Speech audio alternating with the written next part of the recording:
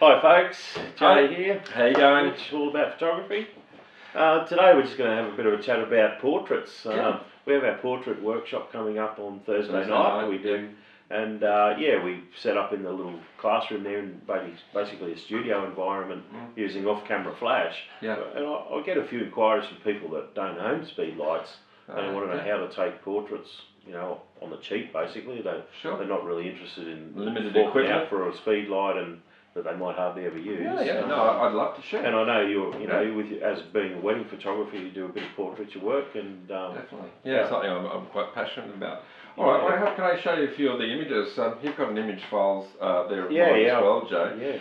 I think, folks, my best advice to you, without going out and buying additional equipment and reflectors and diffusers, the very best day that you're going to go out and take successful portraits is an overcast day. Don't ever let the fact that there's clouds and that it's not a beautiful, bright, sunny day deter you from going out and taking great portraits. Yeah. The reason I love those overcast days, it's called diffused light, and of course that's the absence of those horrible shadows that you get underneath your eyes, across your face, and so just let me show you a couple of those typical images. Jay, go down to the image where I've got beach. Beach, yep. The young couple there, sitting beside each other, legs crossed in the background. Yes. Yeah, green dress. Yep. So that image there, it's luck of the draw. That was an overcast afternoon. But can you see how there's no heavy shadows, even under her neckline there, his neckline? And of course it does help that the sand, being the colour of it is actually reflecting light up as well. Yeah. But that is a terrific example of what you're going to get on a diffused light day. It's a beautiful soft light. Yeah. It is. It's very kind to people's imperfections and things of that nature. Let me bring up another one and we'll just discuss that perhaps. One there called Chantel. Okay, yes, So again, you can see there that overcast day, that diffused flat light, not getting those harsh shadows. But I'd also like to point out to you, we've had to get into a position there where we're up against a pretty ordinary looking background. It was quite untidy. Yeah. Now, the lens choice is very important. The ability to take that background and throw it out of focus means that you, the photographer, don't have to be searching for spectacular backgrounds to make that portrait work by being able to throw it out of focus. Yeah. So there's two types of lenses that I favour for this type of image. The first one would be, say, a 50mm prime lens. Now, the beauty of that 50mm prime lens, you have an aperture there of sometimes 1.4 or 1.8, but the bigger that aperture, or the smaller the number, folks, that's the blurrier the background will become.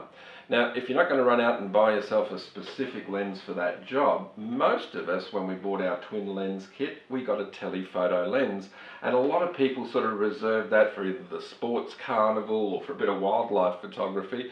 Folks, that lens is my go-to lens when I'm out doing a wedding and I'm doing portraits, because it has two attributes that I really favour. The first one is called compression. Now, compression is where you see the background almost appears like it's right at the very back of the subject there. It's brought the background much closer to my subject. And just the very nature of having the telephoto lens, magnification will also throw that background out of focus. So, bright shade. When you're first starting off to get some really good quality portraits, don't be put off by an overcast day. Or look for a nice bright shaded area, under a tree, beside a building, something like that. Yeah, so that shot of Chantel is something that someone with a camera and a telephoto lens handheld on a cloudy day, no problem, in the right position, can achieve that result straight away. No professional equipment required. No reflectors, no flash, So it's all about knowing the right things to use, taking advantage of the cloudy days and so forth. What about, there's another one there called Neil. Okay. Now, that image that you're looking at there, I've actually got Neil right on the very edge of where a shadow meets a highlight, and you'll see that his face is quite well illuminated compared to the rest of his body. So this is a way that you can do, gosh, it almost looks like I've gone to a great length of having some sort of reflector or diffuser or some sort of additional light source there, but I'm simply using where the shadow and the light meet to get that effect. Once again, no fancy equipment, just looking for where the highlight and the shadow cross over and meet, and just putting your subject right on that crossover line. And that's always a good look as well. So that's that transition of a shadow to light. Is that like a soft, like trees or something like that? Rather than a hard building that would obviously give you a line of a shadow. That's right. That's a soft shadow to get that result. Well, where that hard line is, just stand back maybe at 1 foot, like 30 centimetres away from the harshness of where that line meets. What you're actually looking at there, we are on the first floor balcony of a high rise, so it's the actual balcony is in front of Neil there, and he's just in where the light is still giving a nice intensity to give him that nice glow, but the actual transition of light and shadow is about 1 foot in front of him, so you're not getting that hard shadow line. Right on the edge. Yeah. Nice, yeah. Can I tell you what I do like though? You know, we all develop a style, I guess, and that's as a photographer and as an artist, we like to try and be known for a particular style. I would like to think that to sum up my style of portraiture and wedding portraiture, really I would like to say it's an epic landscape, and it just so happens to be that there are people in that image. Can we bring up an image to show the folks here? Can I get you to go to Shell and Dom? Yeah. So this is an image where, of course, you know, you've got to be. Oh, sorry. Okay, so here's an image that I really enjoy being able to take, particularly when your subjects are prepared to be a little bit more adventurous. So this is the golden hour. Now typically if you're a landscape photographer, this is the time of day you love to be out taking photographs. That reflected light, the colour that you get now underneath the surface of the cloud, that's how we get those lovely colours in the afternoon. And all I've done now is combine that epic landscape shot, and I've put the couple in, Michelle and Dom. Yeah. Now I've also, there you'll see that I've used a slightly slower shutter speed. I didn't want it to dominate. I didn't want the wispy water effect to overpower the fact that it was still a portrait. So I've got, you know, I'd say it's about a 60th of a second, just so that you can see there's a little bit of movement in that water. Yeah. Let me show you another style of shot just like that. Can I get you to go down to J and K? J and K. Yes, One Tree Hill. Now, I think that, everyone knows what that is. But have a look at the type of day that image is taken. Yeah. Now, you know, could have quite possibly, most people said, oh, what a disastrous day, look how cloudy and overcast it is. But having something in that sky, rather than just a beautiful, perfect blue, having the drama, the dramatic cloud, gosh, it takes an image and it just really turns it into something that has feeling and mood attached to it. I think that's typical of, you know, of my style that you're looking at there. That can now hang on the couple's wall, and it wouldn't matter how old they get. They will always look at that image and know that that was their wedding day. It would evoke emotions and memories of that day. And of course, you know, it's not a close-up. You know, they're not looking into the camera. And I guess it almost feels like you, as the viewer, get a small glimpse into something which was a very intimate moment for that couple. So yeah, It's a good movie. I can see that sort of treasured memory, and I know I've got a wedding photo from my wedding. Yeah. And it's 24 years ago, and I look at it as a pretty close up, holding my wife in my arms on the beach, on the rocks out in Shelley Beach or somewhere, and I look at it and go, gee, I had hair then. But if it was a shot like this, I wouldn't be able to tell. No, that's right. Yeah, you're sort of capturing the memory, not necessarily the people's look. I get that. Let me show you a couple more. Could I get you to go to the one which is titled Shoes? Yes. So I also think that, you know, portraits can mean a lot of different things to people. This was a particular wedding where you can see that the shoes, they're so ornate, but I noticed that the bride was carrying the shoes nearly all day. They must have been terribly uncomfortable. Obviously looked a lot better in the catalogue, or perhaps when she had them on in the shop for 5 minutes. But as a wedding photographer, I innately knew that these shoes had to be special to this young girl. Otherwise, she wouldn't have carried them around all day. Yeah, so she obviously loved them.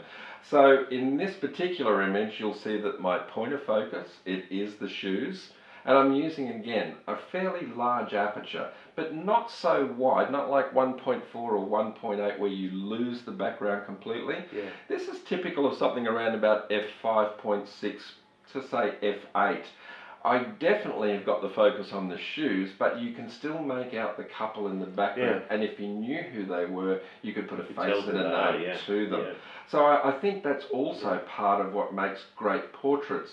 Sometimes it can be Grandad and his tool shed, but maybe the tools that he used are just as important as Grandad slightly being out of focus, working in the background. The shot there, you've used no flash or that's just ambient light. Yeah. By the look of it to me. And thankfully, and it doesn't happen all the time, an overcast day. You know, don't be afraid by an overcast day, you'll get some terrific images. Yeah. Let me show you a couple more. All right. On the day when you've got those bright blue skies, I'm often looking for light pockets. So just let me find this image and I'll explain that to you. Can I get you to go to Raywin? Okay, so look, here was a day, and I've got to admit I was struggling on this day because it was one of those perfectly bright sunny days. So of course whenever there's bright sun, you're going to get pockets of shade and pockets of light. So here what I've done is I've got the young couple to stand in a puddle of light. And of course you can see that where the camera hasn't been able to expose for that which was in the shadows, it's given quite a dramatic look. It's almost like they're standing under a spotlight look. So, you know, when you're forced to use hard light, you know, you've got to put yourself into some creative positions where you think, well, okay, how do I make the best of this situation? But yeah, definitely it's a lot harder work to actually work with that hard light. And I guess too that, not that I've done weddings, but as a wedding photographer, if you're shooting it by yourself, you can't afford to be, hold still while I go and grab a flash. That's can right. someone hold my reflector and everything? So you're taking advantage of the light that's around. The environment that was given to me on the day. Taking advantage of it and using it. I think that's one of the hard things as a wedding photographer is there can be no guarantees. You know, you'll have a young couple that'll come and say, oh, I've seen a particular shot of yours and I absolutely love it. This is exactly what I want. And I thought, well, unless you can order the sunset and unless you can order the weather, there is no guarantee. But gosh, you know, you can think on your feet and make the best of it. I think that's the best advice. You got time for a couple more? Oh, we'll keep going until the buzzer goes. All right. Now, how about silhouettes? Don't forget about silhouettes. I think there's something very powerful. Something that anyone can achieve. Anybody can do a silhouette. Early morning, late afternoon. Silhouette stroke landscape. It's I got it. 3/8. So you'll see there the young couple. This is a technique I call share a breath. I always ask people to touch foreheads and just the ends of their noses and inhale rather than kiss, because as soon as you kiss, I lose their profile. And what happens if you lose their profile? You don't recognise who they are. Right, the shape of the forehead, the nose, the face, the lips, all of that. If you know that couple, you would know exactly who that was from a nice silhouette. While I'm on the subject of unusual types of shots, one of the things I guess that perhaps we were always told when we were shooting in the earlier days of film, to make sure we got a good result, people were always told to have the sun at your back, meaning that it falls directly on your subject. And I guess, look, there's some value to that as well. But today, with the latitude of the digital camera, shooting into the sun, getting sun flare in your shots, can be quite a beautiful look as well. Yes. Could I get you to have a look at a couple of these ones with me? Could we go to the one that's called simply Sun Flare? So here's a young couple, and gosh, I think if you look back at the older style of portraiture, everybody was very prim and proper and hands in a particular spot and all the rest of it. I'm very much of the opinion I get that young couple and say, look, have some fun. Do what you'd be doing. If you're here having a picnic, what would you be doing right now? And of course, look, here they are, they're having fun. But do you notice this is shooting into the sun? With the fun activity that we're created there, it just puts a whole new dynamic interest into that shot. The sun flare plus getting the couple just to have a little bit of fun, play around a bit. Yeah, and they're having a moment basically, a relaxed smile and having a bit of fun. Yeah. Don't try and be too structured with your portraits. I think that's a big mistake. I think when we look at the early days of portraits, everybody had to stay so still for so long because of the film just wasn't sensitive enough to take it in a 1/500th of a second. That's why I think all those old photos that we see are very staid and staged because everyone had to stay very still. Oh gosh, what else can I show you? So, using the natural environment, of course, that is possibly one of the things that as a wedding photographer or as a portrait photographer you're going to have to master. Knowing the time of day, looking at weather, and all of that's that all comes into play. But I guess the benefits then, of this modern digital camera, nearly all cameras which are 3 years or younger will have a wireless flash option, and if they don't today, the wireless flash receiver and senders are so inexpensive you can make magic happen. So this particular image here, I'm creating what we call the Rembrandt lighting style, meaning that the flash is off to one side, up on a 45-degree angle, creating that triangle of light on the subject's face. Of course, this really gives it quite a dramatic look, and that can be done day, noon, night, indoors or outdoors.